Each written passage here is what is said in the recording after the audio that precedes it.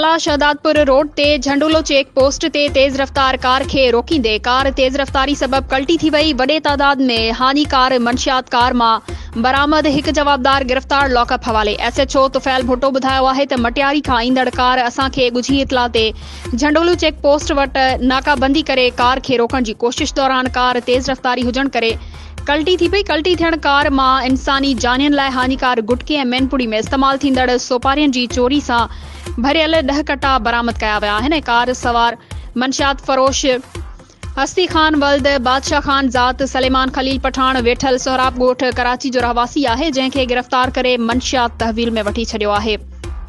जवाबदार खे शहदादपुर थाणे ते लॉकअप हवाले कयो आहे। SHO तुफैल अहमद भुट्टो वधीक चयो आहे त पकड़ियल जवाबदार खां वधीक पुछा ॻाछा कई पई वञे।